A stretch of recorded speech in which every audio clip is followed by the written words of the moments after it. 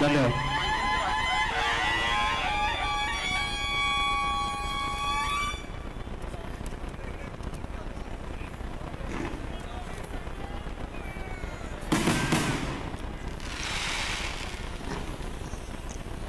छत्रपति शिवाजी महाराज की जय भवानी. छत्रपति संभाजी महाराज की जय भवानी.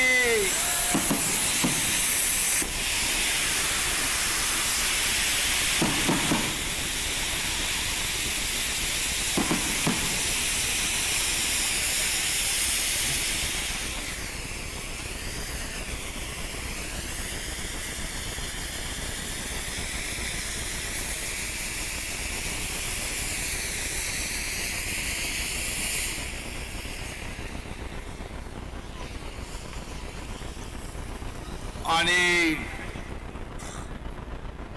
कर्जत या छत्रपती शिवाजी महाराजांच्या पदस्पर्शाने पावन झालेल्या भूमीत ऐतिहासिक आणि आध्यात्मिक विकास कामांच्या लोकार्पण सोहळ्याला उपस्थित खासदार श्रीरंगाप्पा बारणे, या मतदारसंघाचे लोकप्रिय आमदार महेंद्रजी थोरवे, माझे विधिमंडळातील सहकारी आमदार शिवसेनेचे मुख्य प्रतोद भरतशेठ गोगावले, आमदार महेंद्र दळवी, आमदार सदा भाऊ सरवणकर, संपर्क प्रमुख विजय पाटील, संतोष भोईर, प्रमोद घुसाळकर, अरुण चाळके, विकास गोगावले. आता व्यासपीठ मोठा आहे त्यामुळे मी सर्वांची नावं घेत नाही, माफ करा. आणि हरिभक्त परायण राणे महाराज, देशमुख महाराज, रामदास पाटील महाराज, मांडे महाराज आणि इतर सर्व मान्यवर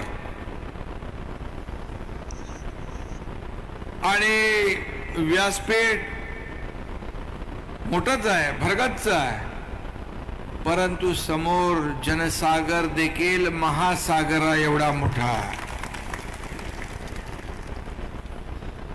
खरं म्हणजे आज जिथून सुरुवात झाली तिथून पाहिलं सर्व लोक, वारकरी, धारकरी, सर्व माता भगिनी विचारलं, अरे बाबा माणसं सगळी इकडे, मग सभेला काय? बोले सभा गच्च फुल भरलेली आहे आणि अधिकची माणसं आपल्या बरोबर चालतायत. आणि हा जो महापूर जो आहे, हा महापूर पाहिल्यानंतर मला वाटतं या महापुरात सर्व विरोधक वाहून जातील अशा प्रकारचा आज ऐतिहासिक कार्यक्रम या ठिकाणी होतोय.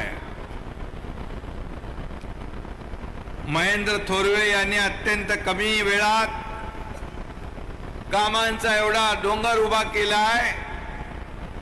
मला माहित नव्हतं 800 कोटी रुपये त्यांनी त्याच्या तोंडून सांगितलं, कारण त्यांनी हेही सांगितलं की मी मुख्यमंत्र्यांच्या समोर गेल्यानंतर मला कधी विचारत नाहीत, सही करतात. अशा सह्या त्याने अनेक घेतल्या म्हणून 800 कोटी रुपये इकडे घेऊन आलाय. तो निधी कसा आणायचा हे महेंद्र थोरवे यांना माहित आहे. तसे इथं भरत शेठना पण चांगलं माहित आहे आणि महेंद्र दळवींना पण माहित आहे. खरं म्हणजे आज जो काही डोंगर कामाचा उभा राहिला,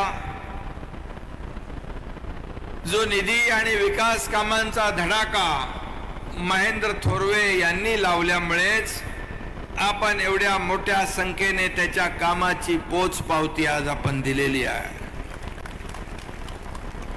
आणि मैदान कुठेही कोपरा शिल्लक नाही, खचाखच भरलंय. मला वाटतं आतापर्यंतच्या या मैदानाचे सगळे रेकॉर्ड महेंद्र तुम्ही तोडलेले आहेत. आणि आजचा अनेक उद्घाटन लोकार्पण होत असतात, परंतु आजचा जो हा कार्यक्रम आहे तो आध्यात्मिक आणि ऐतिहासिक असा आहे. कारण सगळ्यात आधी महाराष्ट्र भूषण तीर्थरूप नानासाहेब धर्माधिकारी यांच्या नावाच्या अतिशय भव्य अशा प्रवेशद्वाराचं लोकार्पण झालं. खरं म्हणजे नानासाहेबांनी तर स्वतःचं सगळं आयुष्यच सर्वसामान्यांसाठी लोकार्पण केलं होतं. सर्वसामान्यांच्या आयुष्यामध्ये चांगले दिवस आले पाहिजेत, त्याची दुःख दूर केली पाहिजे, त्याच्या जीवनामध्ये बदल झाला पाहिजे.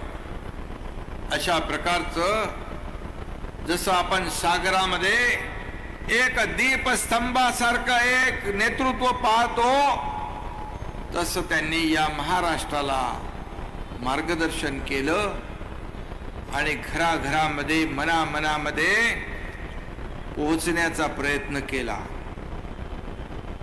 त्यांच्या नावाचं भव्य दिव्य असं प्रवेशद्वार, त्यांच्या कार्याला साजेस भव्य दिव्य प्रवेशद्वार या ठिकाणी महेंद्र थोरवे यांनी केलं. त्याबद्दल मी महेंद्र थोरवे यांचं मनापासून अभिनंदन करतो. आणि त्यांचा वारसा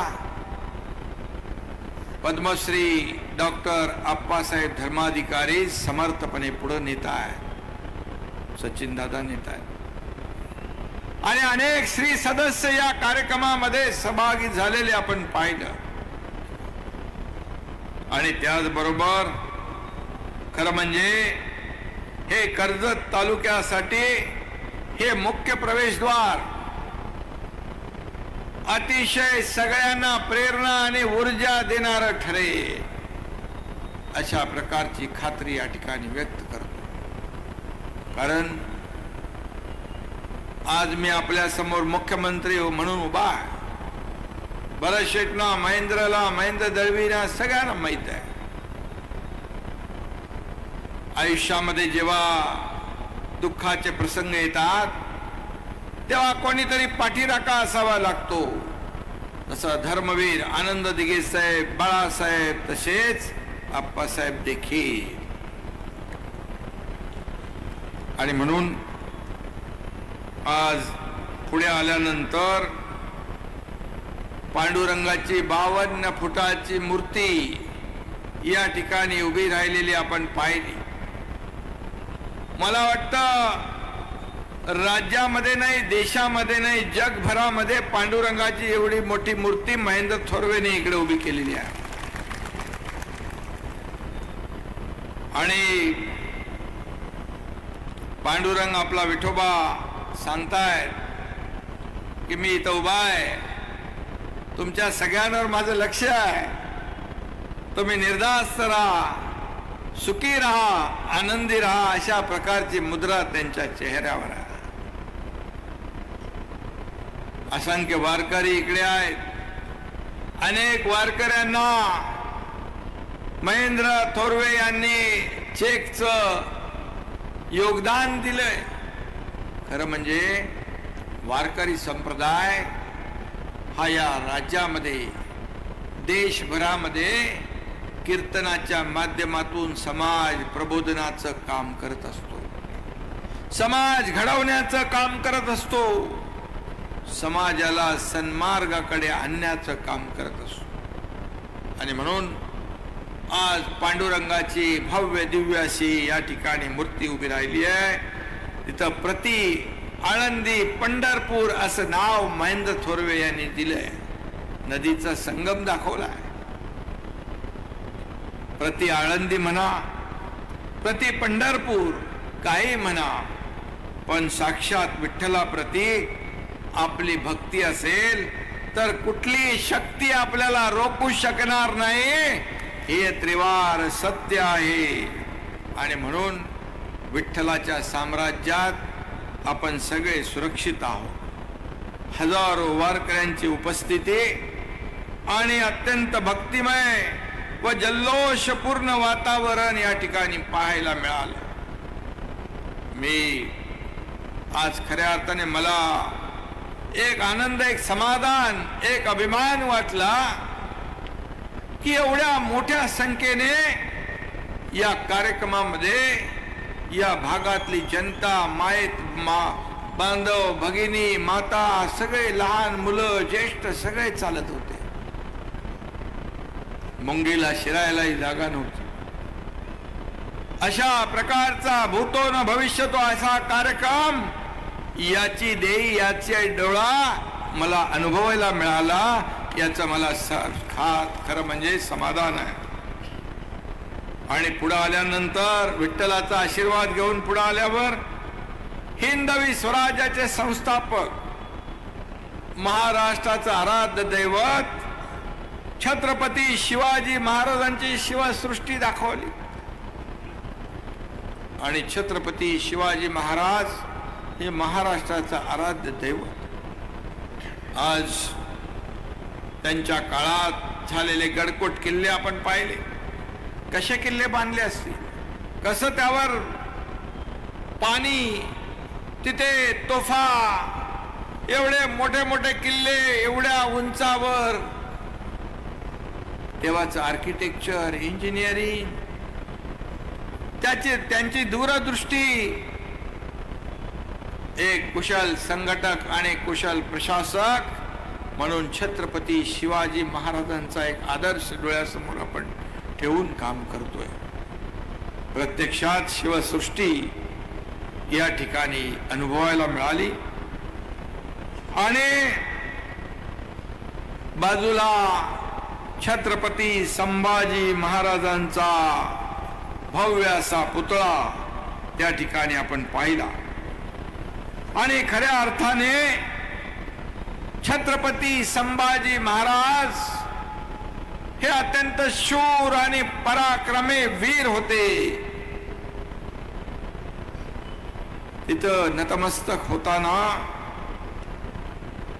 त्या काळामध्ये झालेले अत्याचार, काय त्यांची सहनशीलता, यातना, अत्याचार करूनही त्यांनी भगव्याची लाज राखली. शत्रूसमोर ते झुकले नाही.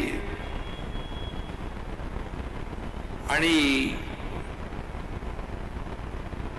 छत्रपती शिवाजी महाराजांचं नाव राखण्याचं काम त्यांनी केलं. या महत्वपूर्ण आणि ऐतिहासिक सुवर्ण क्षणाचे साक्षीदार होण्यासाठी गडकोट किल्ल्यावर प्रेम करणारे, दुर्ग संवर्धन करणारे देखील हजारो शिलेदार, शिवप्रेमी या सर्व कार्यक्रमामध्ये उपस्थित राहताना आम्ही पाहिले. खरं म्हणजे धर्मवीर छत्रपती संभाजी महाराजांचं एक रूप आणि कार्य पाहिलं तर एक हिंदुत्ववादी विचारांनी प्रेरित झालेल्या तरुणांसाठी एक आश्वासक आणि प्रेरणादायी, ऊर्जादायी या ठिकाणी स्मारक ठरेल असा विश्वास या ठिकाणी व्यक्त करतो. साक्षात विठ्ठल आणि या सर्व महाविभूतींचं दर्शन झाल्यानंतर एक क्षणभर मनामध्ये विचार येत होता, मी या राज्याचा मुख्यमंत्री झालोय आपल्या सगळ्यांच्या आशीर्वादाने आणि माझ्या इथं बसलेल्या सहकाऱ्यांच्या योगदानामुळे. माझ्या मनामध्ये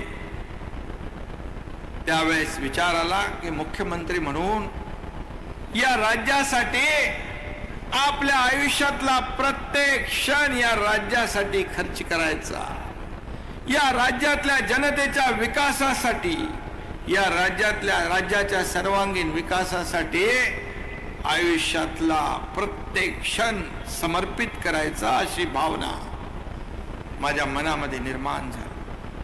आणि म्हणून आज मी मुख्यमंत्री असलो तरी सुद्धा मी कालही कार्यकर्ता म्हणून काम करत होतो, आजही कार्यकर्ता म्हणून काम करतोय, उद्याही कार्यकर्ता म्हणूनच मी काम करत राहणार.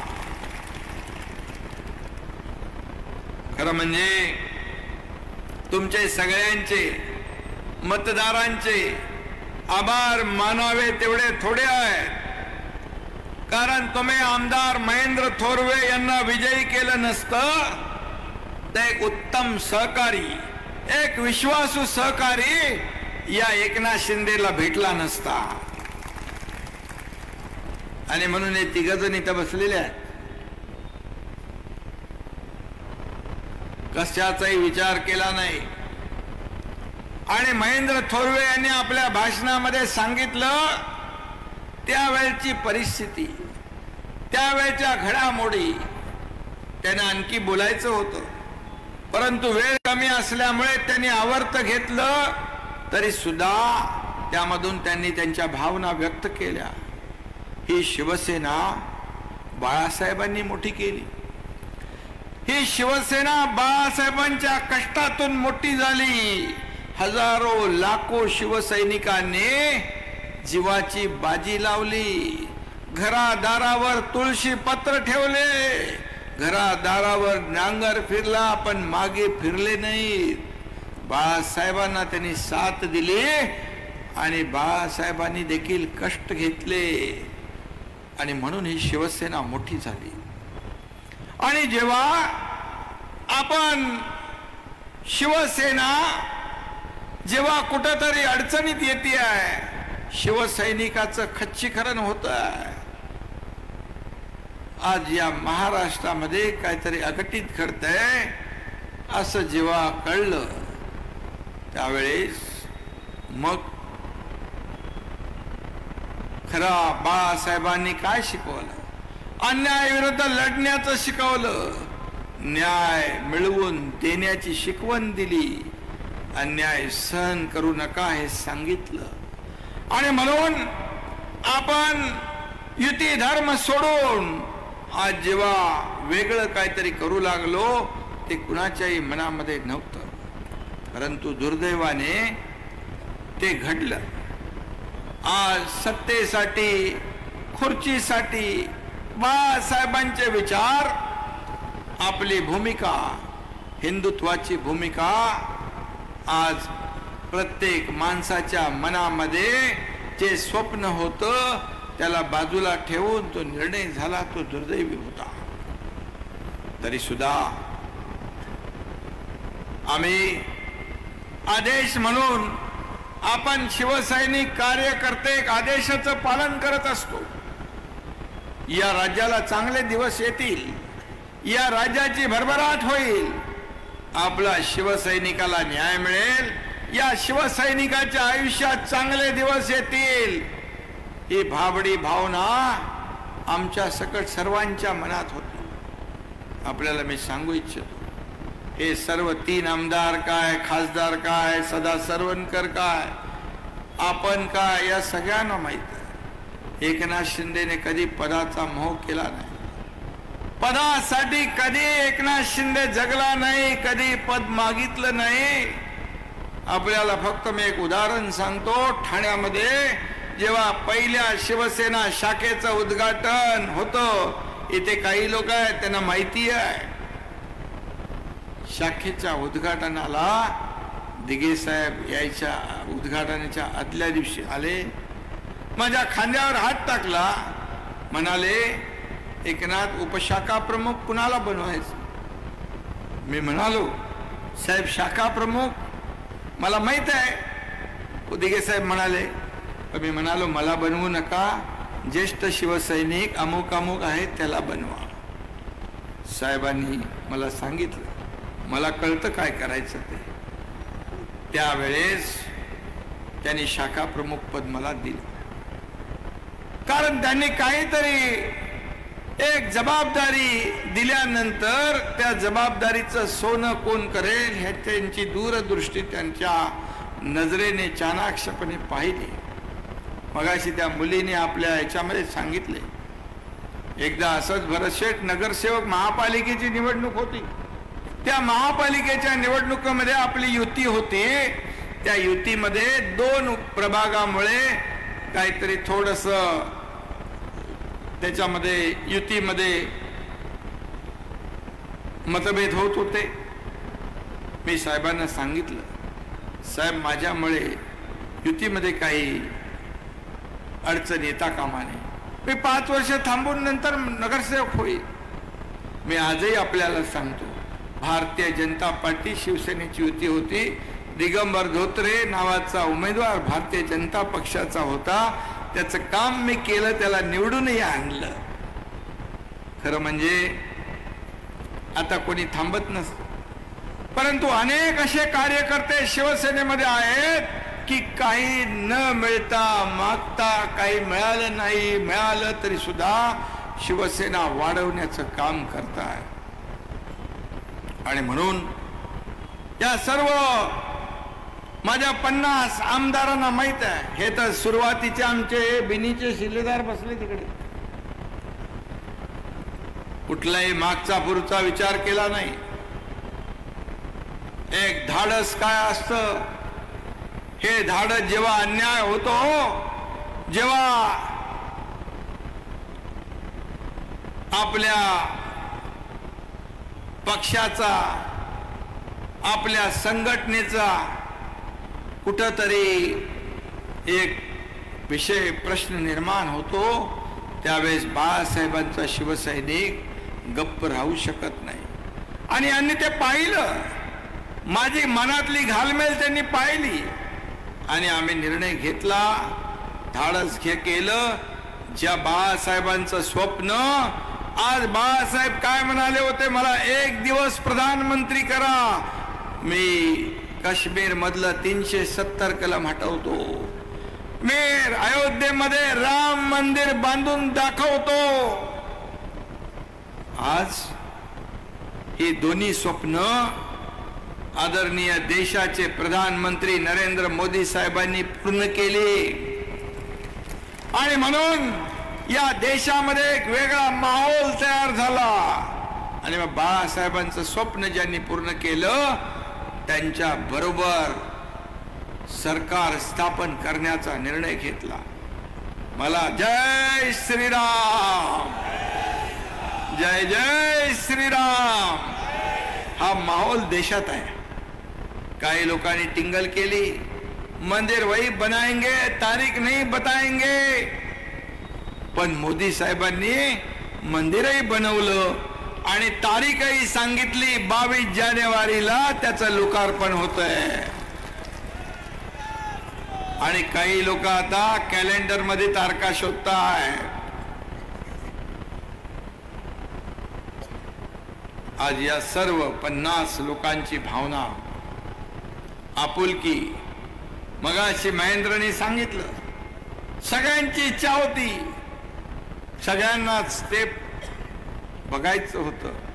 परंतु मी त्यांना सांगितलं होतं, आपण निर्णय घेतलाय तो काहीतरी मिळेल म्हणून नाही, शिवसेना वाचली पाहिजे, धनुष्यबाण वाचला पाहिजे, शिवसैनिकाचं खच्चीकरण थांबलं पाहिजे, यासाठी आपण निर्णय घेतलाय.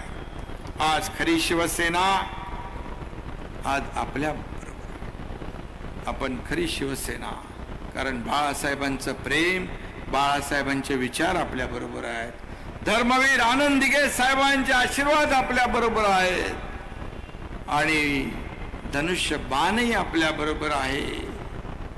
आणि म्हणून गेल्या 1.5 वर्षामध्ये जे काम आपण केलं, जे काम केलं, त्या कामाच्या जोरावर आज 800 कोटी रुपये महेंद्र थोरवे यांच्याकडे, महेंद्र दळवी त्यांच्याकडे, कोणाला कमी जास्ती असतील, भरत गोगावले आहेत, इकडे खासदार आहेत, इकडे मुंबईचे आमदार आहेत, अनेक लोक आहेत. किती निधी मिळत होता अगोदर महेंद्र? आता 3 कोटीत कसं काम करायचं? मुख्यमंत्री सहायता निधी मी आपल्याला सांगतो, मी आताच इथं भरत शेटनी पण 4-5 सह्या माझ्या घेतल्या तिथं बसून. मुख्यमंत्री सहायता निधी कुणाला आपण देतो? अडल्या नडल्याचं, ज्याचं कुणाचं ऑपरेशन आहे, हॉस्पिटलचे ज्याला पैसे भरायचे आहेत. आपल्या 1.5 वर्षामध्ये 150 कोटीपेक्षा जास्त पैसे आपण मुख्यमंत्री सहायता निधीमध्ये दिले. आणि 2.5 वर्षामध्ये किती होते भरत शेठ? 2.5 कोटी रुपये फक्त. 2.5 दिवस जाऊ देते, त्याच्यात काय मला बोलायचं नाही. परंतु हे पैसे लोकांचे आहेत, हे जनतेचे पैसे आहेत. त्यांच्या आजारपणासाठी आपण नाही दिले तर कधी देणार? आणि मी कुठेही गाडीमध्ये असलो, रस्त्यात असलो, वर्षावर असलो, ठाण्यात असलो, कुठल्याही कार्यक्रमात असलो, मुख्यमंत्री सहायता निधीचं पत्र आलं की माझं पेन लगेच बाहेर येतो आणि सही होऊन जाते. कारण एखाद्याचा जीव त्याच्यामुळे वाचतो, एखाद्याचा जीव त्याच्यामुळे वाचतो. आणि म्हणून आपल्याला ते करायचं असतं. आज आपण 1.5 लाखाचे 5 लाख रुपये केले. महात्मा ज्योतिराव फुले सगळ्या अटी काढून टाकल्या. अगदी श्रीमंतापासून गरीबापर्यंत 12.5 कोटी जनतेला 5 लाखापर्यंतचे उपचार मोफत होणार. या राज्यात बाळासाहेब ठाकरे आपले दवाखाना 700 ठिकाणी आपण करतोय. शेतकऱ्यांना देखील आपण वाऱ्यावर सोडत नाही. जे मोदी साहेबांनी 6,000 रुपये वर्षाला देण्याचा निर्णय घेतला, त्याच्यात आणखी आपण 6,000 रुपये टाकले. शेतकऱ्याला आता 12,000 रुपये वर्षाला मिळणार. हे राज्य पहिलं आहे हा निर्णय घेणार. पीक विमा शेतकरी भरत होते, त्याचे पैसे आता सरकार भरतंय. फक्त पीक विम्यामध्ये 1 रुपया शेतकऱ्याने भरायचा, बाकी सगळे पैसे सरकार भरणार. महिला भगिनी देखील आज कार्यक्रमात आहेत. एसटी मध्ये 50% आपण सवलत दिली, ज्येष्ठांना मोफत केलं. आता महिला भगिनी सांगतात आपल्या पतिदेवाला तुम्ही थांबा, मी अर्ध्या तिकिटात जाऊन बाजार करून येते. हा निर्णय आपण घेतला. महिला सक्षमीकरणाचा निर्णय आपण घेतलाय. लेक लाडकी लखपतीचा आपण निर्णय घेतलाय. मुलगी 18 वर्षाची होईपर्यंत जन्म झाल्यापासून 1 लाख रुपये तिच्या खात्यात जमा होणार. आज महिला बचत गटाला ताकद देण्याचं काम आपण करतोय. पहिल्या दिवसापासून आपल्याला मी सांगतो, मी आणि देवेंद्र फडणवीस जी दोघांनी शपथ घेतली त्या दिवसापासून या प्रत्येक कॅबिनेट मध्ये शेतकऱ्यांचे, कष्टकऱ्यांचे, कामगारांचे, महिला भगिनींचे, तरुणांचे, युवांचे प्रश्न, प्रकल्पांचे प्रश्न, सिंचनाचे प्रकल्प, 35 सिंचनाच्या प्रकल्पांना मान्यता दिली. 10 लाख हेक्टर जमीन ओलिताखाली आणण्याचं काम निर्णय आपण घेतले. जे आधीच्या सरकारने बंद केले होते, जलयुक्त शिवार योजना बंद केली, आपण ती चालू केली. अनेक प्रकल्प बंद केले होते. विकास विरोधी धोरण भूमिका घेतल्या होत्या. देवेंद्रजी मुख्यमंत्री होते तेव्हा महाराष्ट्र परदेशी गुंतवणुकीमध्ये नंबर 1 वर होता. पण आपलं सरकार स्थापन होण्यापूर्वी 2.5 वर्षामध्ये महाराष्ट्र मागे गेला, कर्नाटक, गुजरात पुढे गेलं. पण आपलं सरकार आल्यानंतर तुमच्या सगळ्यांच्या आशीर्वादाने पुन्हा महाराष्ट्र नंबर 1 ला आलेला आहे. आज किती प्रकल्प सुरू आहेत. आज MTHL चा प्रकल्प 12 तारखेला त्याचं लोकार्पण होतंय. आपण आणखी जवळ येणार आहोत. जे 2 तासाचं अंतर ते 15 मिनिटावर 20 मिनिटावर येतंय. अनेक मुंबईतले प्रकल्प तर आहेत, परंतु 2.5 वर्ष रडात खडात यांचं इंजिन सायडिंगला गेलं होतं. ते आपण जोरात डबल इंजिनचं सरकार काम करायला लागलं. मी आपल्याला सांगतो, केंद्रामध्ये आपला प्रत्येक प्रस्ताव आपण पाठवतो, त्याला एकही रुपयाची कटौती न करता, कपात न करता तो प्रस्ताव मंजूर होतो. हे मला या ठिकाणी आपल्याला सांगायचं आहे. आणि म्हणून केंद्र आणि राज्य सरकार मिळून आपण डबल इंजिनचं सरकार या राज्यात करतोय, चालवतोय. आणि म्हणूनच या ठिकाणी महेंद्र थोरवे, महेंद्र दळवी काय, भरत गोगावले काय, आपला सदा सरवणकर, खासदार आपले बारणे अप्पा, संसद रत्न पुरस्कार त्यांना मिळाला. या सगळ्यांच्या मतदारसंघामध्ये पैसे देण्याचं काम, निधी देण्याचं काम, त्यांची काय मागणी? ज्यांनी आम्हाला निवडून दिले त्यांना मूलभूत सोयी सुविधा देणे आमचं काम आहे. आणि मग त्यासाठी सरकारने पुढाकार घेतला पाहिजे. परंतु दुर्दैवाने ते होत नव्हतं. आणि म्हणून अनेक होतं स्वातंत्र्यवीर सावरकरांचा अपमान सगळ्यांच्या डोळ्यात देखत होत होता. बाळासाहेबांनी ज्या काँग्रेसला गाडण्याची भाषा केली, त्यांना डोक्यावर घेण्याचंही काम केलं. मी गावी जातो, शेतामध्ये काम करतो, कारण मातीशी शेतीशी माझी नाळ जुळली आहे. मी शेतकऱ्याचा मुलगा आहे. तर म्हणाल हेलिकॉप्टरने जातो आणि शेती करतो. हेलिकॉप्टरने फोटोग्राफी करण्यापेक्षा शेती करणं केव्हाही चांगलंच असतं. का त्याच्यात वाईट आहे?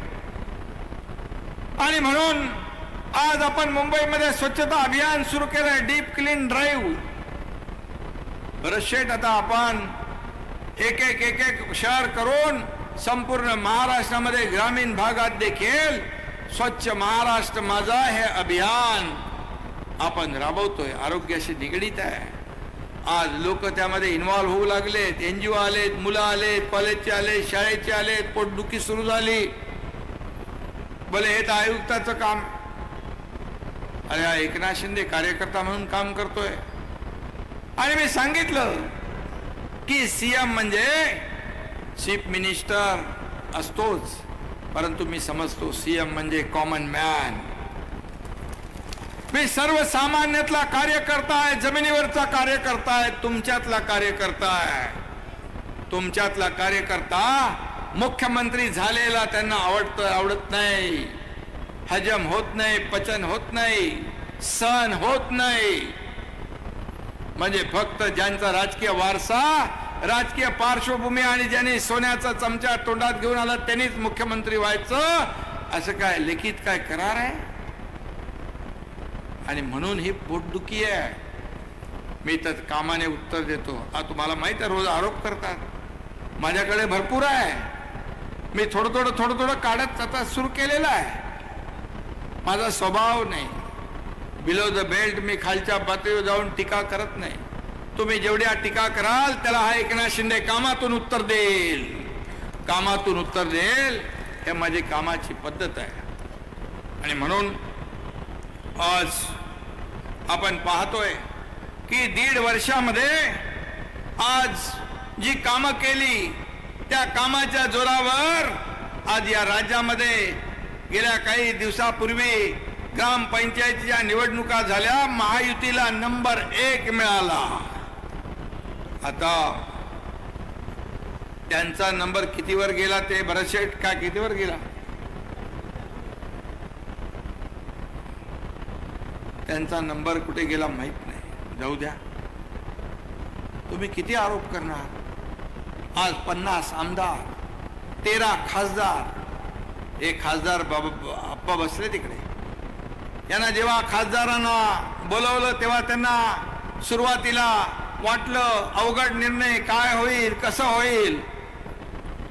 परंतु त्यांनी गेल्या 1.5 वर्षामध्ये केलेलं काम पाहिल्यानंतर कालच्या सभेत त्यांनी सांगितलं पुण्याच्या, की आम्ही घेतलेला निर्णय, शिंदे साहेबांनी घेतलेला निर्णय योग्य होता. या महाराष्ट्राच्या कल्याणासाठी या महाराष्ट्राच्या भल्यासाठी, कारण आमचा वैयक्तिक स्वार्थ काहीच नाही. आपल्याला लोकांना द्यायचं आहे. आपण देणारे आहोत, आपण घेणारे नाही. आपण देत जातोय, देत आलोय. आणि म्हणून जे जे निर्णय आज आपण घेतलेत ते निर्णय लोकांना, शासन आपल्या दारी, त्याला एवढा प्रतिसाद मिळायला लागलाय की तिकडे पोटदुखी झाली, पोटसूळ उठला की शासन आपल्या दारी, त्याचं ऑडिट करा. चांगला आहे. 2,19,00,000 लोकांना, लाभार्थ्यांना लाभ शासन आपल्या दारीमधून देण्याचं काम या तुमच्या सरकारने केलंय. करा त्यांचं ऑडिट. निवडणुका आल्या की तुमचं बरोबर ऑडिट करतील. खातच बंद होईल म्हणजे ऑडिटचा प्रश्न येणार नाही. आणि म्हणून ज्यांना लाभ मिळत नव्हता, चक्रा मारायला लागत होत्या, खेटे मारायला लागत होते, कटकटी करायला लागत होत्या, आणि तो नागरिक कंटाळून बिचारा ते लाभ सोडून देत होता, त्यांना थेट शासन आपल्या दारीच्या माध्यमातून, हे पहिलं राज्य आहे आपलं, याचा अभिमान मला. आणि म्हणून जे जे काही या सरकारच्या माध्यमातून आज लोकांना देता येईल ते देण्याचं काम आपलं सरकार करणार आहे. एवढंच मी या प्रसंगी आपल्याला सांगतो. आणि खासदार आहेत, आमदार आहेत, दोघंही या ठिकाणी आपण त्यांना निवडून दिलेलं आहे. आणि मोदीजींनी गेल्या 9 वर्षात, 9.5 वर्षात जे काम केलं ते आपल्या समोर आहे. या भारताला पूर्ण जगभरामध्ये एक नाव लौकिक मिळवून देण्याचं काम आदरणीय प्रधानमंत्री महोदयांनी केलं. या देशाची अर्थव्यवस्था उंचीवर नेली. या देशाला आज एक महासत्तेकडे नेण्याचं काम आज मोदी साहेब करतायत. आणि म्हणूनच त्यांनी म्हटलं की अब की बार 400 पार असं म्हटलंय. आणि आपण म्हणूया महाराष्ट्रामध्ये अब की बार 45 पार, म्हणजे 45 प्लस आपलं मिशन 48 आहे. आणि म्हणून आपली सोबत, आपला विश्वास, आपली साथ अशीच या व्यासपीठावर बसलेल्या लोकांच्या पाठीशी कायम असू द्या, एवढी विनंती आपल्याला करतो. आणि 800 कोटी घेतलेले आहेत, त्यांना पूर्ण मला वाटतं 1000 कोटी करायचे आहेत. आणि म्हणून कर्जत मध्ये 100 बेडचं हॉस्पिटल व्हावं अशी मागणी तुमच्या आमदारांनी केली आहे, त्याला देखील मान्यता दिली जाईल. डॉक्टर बाबासाहेब आंबेडकर भवनाकरता 5 कोटी निधीची मागणी केली आहे, ती देखील मान्य केली जाईल.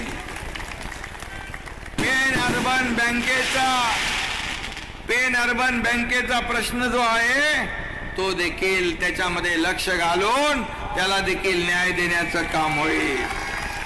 कर्जत नळ पाणी पुरवठा योजना जी आहे त्याला देखील मला वाटतं ते आपलं प्रोसेस मध्ये आहे महेंद्र, ते देखील मान्य केलं जाईल. शेवटी नळ पाणी पुरवठा योजना आहे. आणि आपल्याला एवढंच सांगतो की या लोकांनी आपल्यावर विश्वास दाखवलेला आहे, त्या विश्वासाला सार्थ ठरवण्यासाठी, त्यांच्या मूलभूत सोयी सुविधा सोडवण्यासाठी सरकार कुठेही कमी पडणार नाही. तुम्ही एवढं प्रेम महेंद्रवर केलंय, त्यामुळे सरकार पैसे देताना आखडता हात घेणार नाही हा शब्द आहे. बराचशेची शिवसृष्टी आपण 50 कोटी जाहीर केले, ती होईल रायगडला. आणि म्हणून हे छत्रपती शिवाजी महाराजांच्या आशीर्वादाने स्थापन झालेलं सरकार, त्यांचा आदर्श डोळ्यासमोर ठेवून आपण काम करतोय, प्रेरणा ऊर्जा घेऊन काम करतोय. आणि म्हणून त्यांच्यासाठी जेवढं काही करू तेवढं थोडंच आहे, एवढंच आपल्याला सांगतो. आणि महेंद्र थोरवे यांचं मनापासून मी खूप खूप अभिनंदन करतो. त्यांच्या पाठीशी एवढ्या प्रचंड मोठ्या ताकदीने आपण उभे राहिलात. हा महासागर, हा जनसागर जो आहे त्यांच्या पाठीशी कायम आपले आशीर्वाद असेच ठेवा. धन्यवाद. जय हिंद, जय महाराष्ट्र. धन्यवाद साहेब. यानंतर आदरणीय मुख्यमंत्री एकनाथ शिंदे साहेबांचं प्रस्थान त्या व्यासपीठावर होईल. आजचा